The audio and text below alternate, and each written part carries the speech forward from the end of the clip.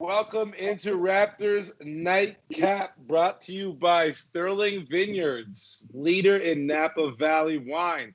Akil Augustine joining you as the Toronto Raptors drop $150, 150 points in their first ever franchise sweep of a playoff opponent. The opponent, the Eastern Conference's number 7 seed, Brooklyn Nets, as the Toronto Raptors move on to the Eastern Conference semifinals. And they know who their opponent will be. It will be the Boston Celtics. Once again, I am Akil Augustine, joined by Randy Urban, Jonesy, the principal, Paul Jones, and, of course, Savanna Hamilton. Sorry, Jonesy, we couldn't get your usual Hamilton. We subbed in Savanna, no Sherm. But we're going to jump right into it, and that is the story of the night. The Toronto Raptors may have dropped $150, but an NBA record, not just an NBA playoff record, not just the Toronto Raptors franchise record, but on our way to a sweep, the most Raptor thing happened, and the bench dropped 100 points. Jonesy, I'll start with you. This is your debut on Nightcap. Your impression of, well, your debut Nightcap with me. Shouts out to Sweets, who's not here this year, but your impressions of this walk-away game for the Toronto Raptors. Well, I thought they did a terrific job. Very, very, very professional in closing it out.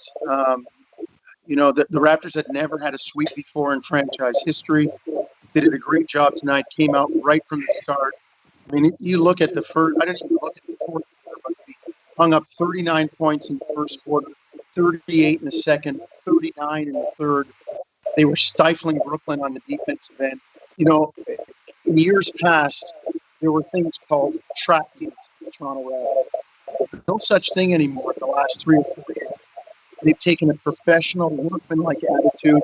They've come out, they've played hard, they play together, they take care of business. The downside in all of this is the injury of Kyle Lowry and how long he may he may be out or how many games he may miss, if any at all. It's the great unknown right now, but no qualms, no worries about the team and their play, and as I said, they're professional. Yeah, it's 100 points off the bench, Jonesy and Akil. It's really, really a remarkable record. It's something obviously the NBA hasn't seen, and but it was kind of like a perfect storm to allow that to happen, right? Fred picked up 3 early fouls in the first 6 minutes of the game. Kyle got hurt, so it led to this, the bench having to step up and and they did. Like, you get 29 points and 27 points from Serge and Norm. And I just want to touch on Norm because, throughout the bubble, I think he was a little bit shaky off the top, and then he's just progressed every game since then, and including the playoffs. He's averaging 21 points per game in his last 3. He's playing with just so much more confidence this year. And when talking with him the few times that I did for Open Gym this season, there was just something different about him. There was his mindset was such that, I put in the work, and there's not anything anybody or anything is going to stop me. Before the game, all the guys traditionally, they shoot, with different coaches before the game. Norm shoots twice. He's out there early and he's out there right before the game. So nobody else is really doing that, and it's really paid off for him this year. Jonesy, would love to get your thoughts on the maturation of young Norm Powell. Again, we saw I'm not going to say ups and downs because I think he had a good year, but there are patches where more could be expected of him. And as Randy said, he's definitely showing out in a moment where, right circumstance, it worked out for him. Yeah, I mean, it's experience, Akil. It's the teacher. It's what he's learned. He's got championship pedigree. He was part of a championship team. He understands his role. I was talking to somebody in the bubble yesterday, and we were talking about Norman Powell, and a well-respected opinion that the value said Norman Powell is basically a factor Jimmy Butler for the Toronto Raptors. He plays with that great defensive focus. He's not afraid in terms of his offense to do what's needed for the team. He holds others accountable. People are into comparisons. I never really thought of it that way, but Norm has become a key part of this team, a key cog, experienced veteran. He's a leader off the bench. He comes in, he fills a role, he plays a role, and Nicholas trusts him with it. And you talked about it, Randy talked about it. The first game of the playoffs, he did not make 6 points. Well, Sherman and I laughed about it on the radio. He not only brought his tools for games 2, 3, and 4, he brought the whole workbench and tool set. I mean, Norm was terrific, and they're going to need that in this series against Boston. They're going to need, his defense. They're going to need his offense. They're going to need what he brings off the bench in terms of leading the bench unit cohesive, because Nick Nurse has always said that. We have 8 starters. We only have 5 starting spots. Norm is a guy who's on the bench, but he plays starters type in. Norman Powell's 29 points joins the 100 points as a Raptor record for off the bench, with 100 standing out as an NBA record.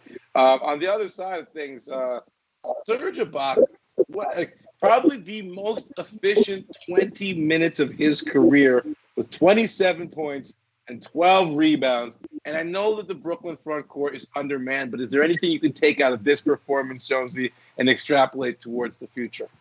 Well, I think it's more about Toronto than it is the other team. And Serge has been in a great rhythm, and I've had people tweet at me, well, why does Nick Nurse put Serge in the starting lineup? Hold on a second. You don't want to upset the apple. You need Mark, what he gives. Serge knows his role. He knows when he's going in the game, he has to do. But Serge has been terrific. He really, really has. He hasn't forgotten that he's a big man. He plays good close to the basket. He'll make jump hits. He'll rebound. He'll protect the basket on the defensive end. And then he'll step out and shoot. And he's got a good thing going forward. Plays with Kyle and Fred. Very good at looking for Serge in the high screen and roll situation when there are drive circles. Missing out. So, you just have to hope that there are no injuries and Serge can keep this going. Yeah, I agree. I mean, there's a sequence in the second quarter with Serge, and he went assist, block, 3, block on 4 possessions. I mean, you can't get better than that on the offensive end and the defensive end. And I just think he's been so consistent this year. And there hasn't been, as Jonesy mentioned, the people tweeting at him about coming off the bench or should he be starting. There hasn't been a peep from Serge about coming off the bench. He has really, really embraced this role. It seems like he loves doing it with Norm. Like when they come in together, you can tell they're talking, they're kind of game planning how they're going to play. And I also think that once you win, it just takes so much pressure off your game. And that's what I've really seen from Serge this year. There were times also, I think the coaching staff should get a lot of credit for this, because there were times where he would drive and he would get into some trouble. He would either commit a charge or a turnover. And now he's going at such a good pace, at his pace, where he's making the right reads. He's not trying to force it. And Akil, you said 12 rebounds. He had 15 rebounds tonight, 27 and 15, and 2 blocks in 20 minutes. That is a line. Even more efficient than I thought. Randy, goes to what you were speaking about with his efficiency and what I said before. Serge could be a starter. Yeah. So it looks like we lost Jonesy, but he exited on a very strong point. Serge could be a starter. No better note to exit on, Randy. Now let's talk about what will build out to be a huge story this week, and that is, of course, Kyle Lowry. Only played 9 minutes in this game, but that was due to, a play where he's bringing up the ball to the court, ankle gets caught under the sneaker of the opposing defender. We do not yet know the severity of the ankle injury, but we do know in this series already ankles have cost us one of the better players in it. Gordon Hayward, the opponent, one of the opponents on the Boston Celtics, out with a severe ankle sprain. So just opening thoughts, knowing that as of right now, there's a huge hanging chad for Raptors fans that Kyle Lowry may or may not be available game one, and moving on further from that. Yeah, the Raptors have done such a great job overcoming situations like this throughout the entire season, right? Serge has missed time, Gasol's missed time, Pascal, Fred, Kyle. This you just hope that this isn't more than what it looked like in this play. It looks pretty bad because his ankle actually touches the ground, and that's, Akil, that hurts. That's a full fold.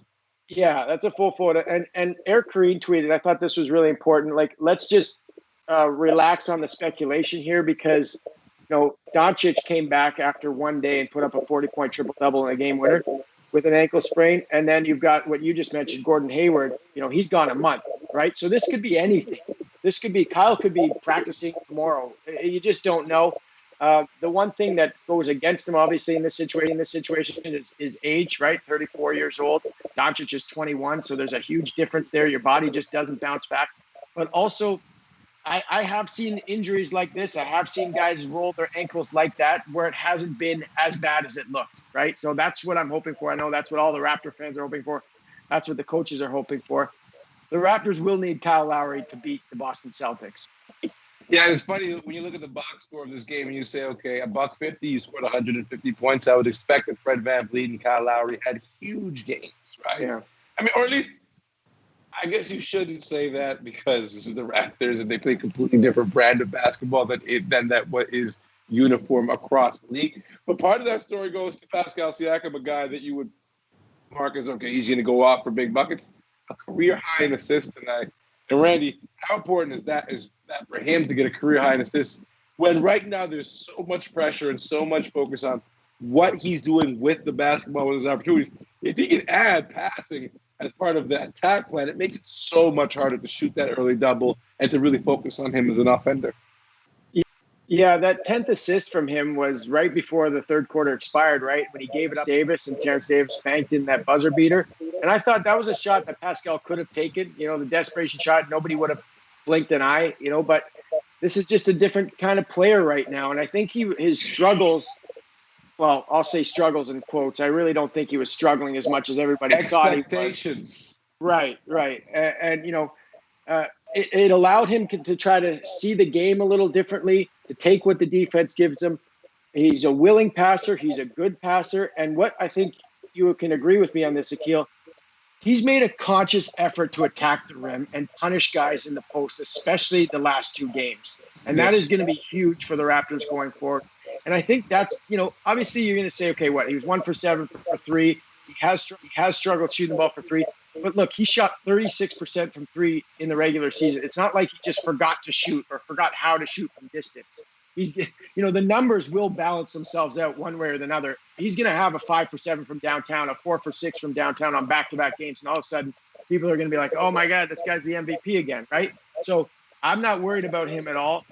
like Kyle Lowry, though, the Raptors will need him to be at the level he was in the regular season to beat Boston. Boston is playing so well, but the Raptors, if Pascal plays the way he can and defends, and now they've got OG Anunoby on the defensive end, that's a whole other ball game for them.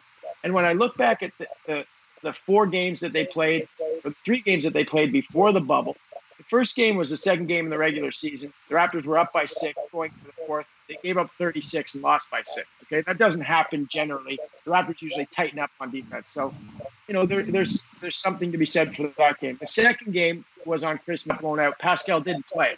The third game, they went to Boston and they beat them without Pascal again. So the Raptors aren't scared of Boston. They respect what Boston can do, but the Raptors will be right there. All right, well, we've heard from Randy, we've heard from me, we've heard from Jonesy. We haven't heard from Savanna just yet, but most importantly, we got to hear from the players. So let's hear from Norman Powell, our player of the game. Hey, Norm, congrats on the win. Congrats on the series victory. I was just wondering, you guys had an NBA record of 100 bench points, and when the bench is kind of rolling like that, like you guys were tonight, what kind of confidence does that give your second unit guys? And looking ahead to Boston, what could that mean for the Boston series? I think all year long we're doing a great job, as a bench unit and providing energy, bringing that spark, whether it's making shots or getting stops defensively. Tonight we were able to show that. I think we had both offense and defense roll in, and that's really good for us. Continue to build confidence, continue to go out there and perform and help those guys in the starting unit. When they're coming off the floor, I think we've done a great job all year with that, and it's going to be really needed. Going into the series next round against Boston, it's going to take all of us being able to go in there, and it might not just be scoring. It might just be getting defensive stops and letting the game come to you and flow to you. And tonight, we were able to do both. And you've kind of got it going a little bit over these past 2 games here. What is it about these past 2 games that it seems like things have clicked for you perfectly? I've done a lot of time just watching film, seeing where I can make an impact. I said that a couple of times already, but that's the truth. I'm confident in the work that I put in. Go out there and be aggressive. The team wants me to attack and find seams in defense to get into the paint, create plays, whether that's finishing or kicking it out to the guys out on the 3-point line. And we're able to do that. And I think this is my play style. But, my main focus is just trying to go out there and help the team any way possible. Like I said, it might not just be hitting shots and things like that. It might be getting rebounds, getting defensive plays, things that don't show up on the stat sheet on a nightly basis. But it's all about winning for me.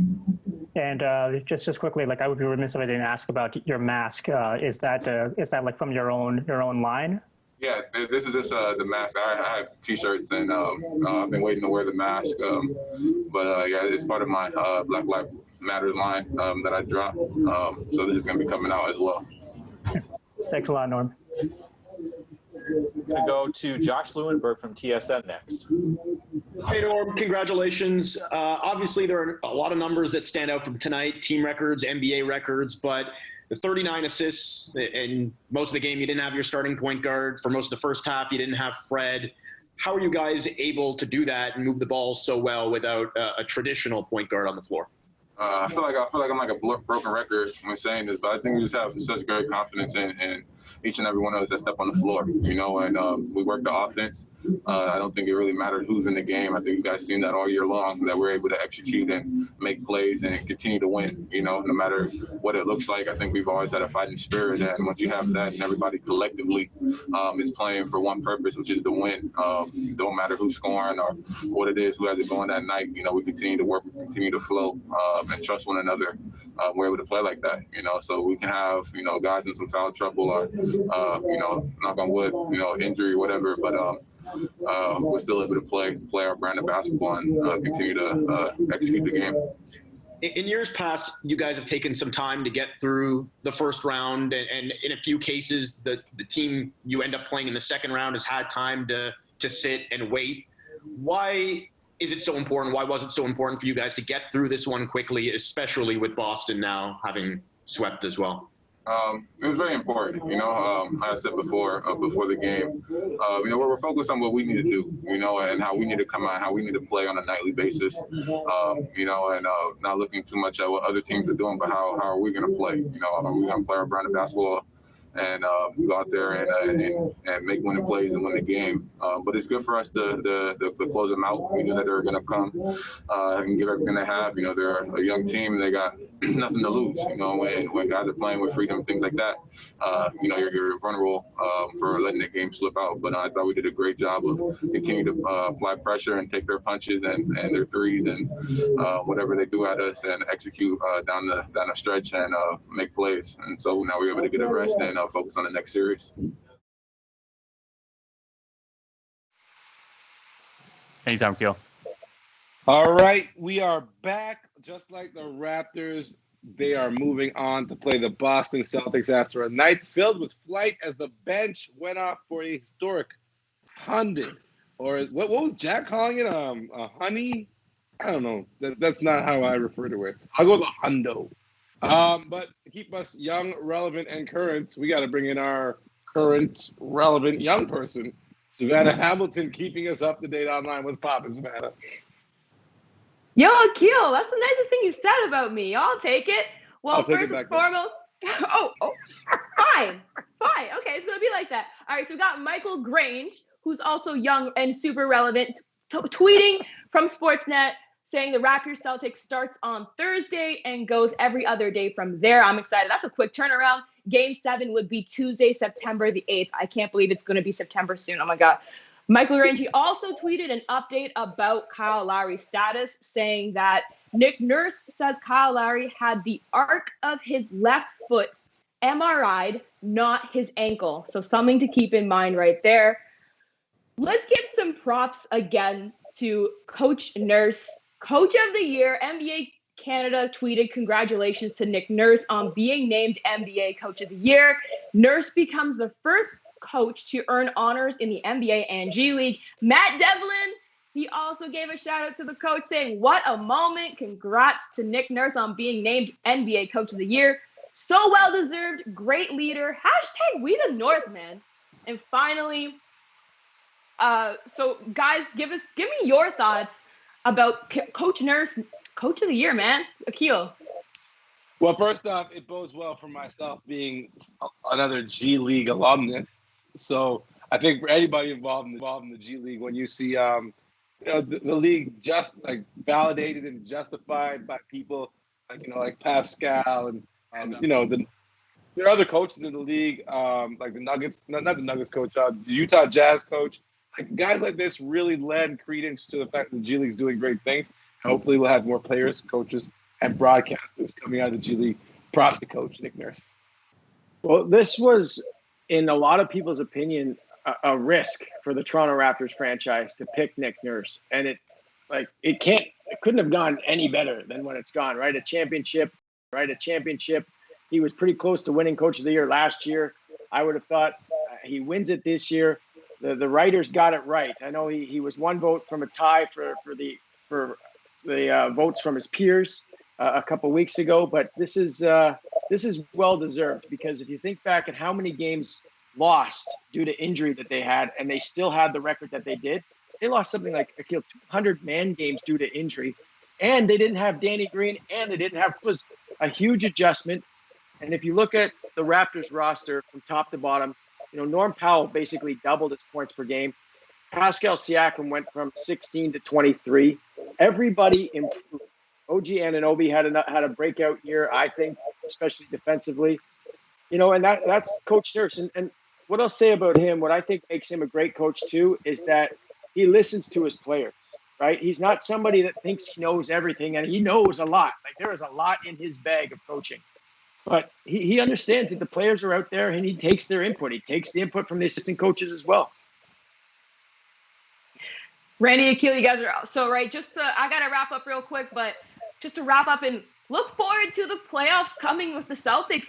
Chris Waller tweeted, Raptors Celtics is going to be an epic game, both on the court and on Twitter. I'm looking forward. I'll obviously keep you guys updated with that. And Raptors versus Celtics is going to be the best series of the playoffs, tweeted by a fan. That's all I got for you guys. back to you.